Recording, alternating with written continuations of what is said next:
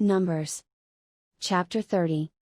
And Moses spake unto the heads of the tribes concerning the children of Israel, saying, This is the thing which the Lord hath commanded.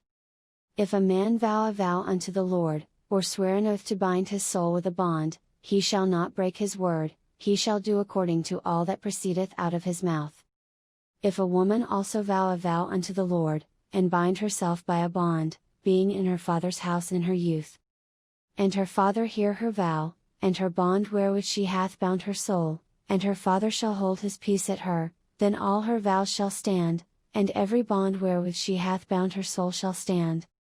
But if her father disallow her in the day that he heareth, not any of her vows, or of her bonds wherewith she hath bound her soul, shall stand, and the Lord shall forgive her, because her father disallowed her. And if she had at all an husband, when she vowed, or uttered aught out of her lips, wherewith she bound her soul,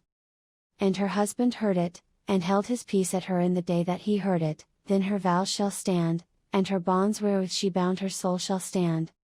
But if her husband disallowed her on the day that he heard it, then he shall make her vow which she vowed, and that which she uttered with her lips, wherewith she bound her soul, of none effect, and the Lord shall forgive her. But every vow of a widow, and of her that is divorced, wherewith they have bound their souls, shall stand against her.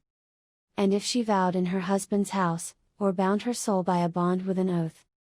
and her husband heard it, and held his peace at her, and disallowed her not, then all her vows shall stand, and every bond wherewith she bound her soul shall stand.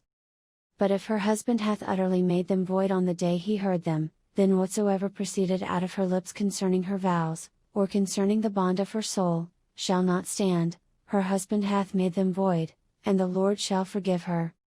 Every vow, and every binding oath to afflict the soul, her husband may establish it, or her husband may make it void. But if her husband altogether hold his peace at her from day to day, then he establisheth all her vows, or all her bonds, which are upon her, he confirmeth them, because he held his peace at her in the day that he heard them. But if he shall any ways make them void after that he hath heard them, then he shall bear her iniquity. These are the statutes, which the Lord commanded Moses, between a man and his wife, between the father and his daughter, being yet in her youth in her father's house.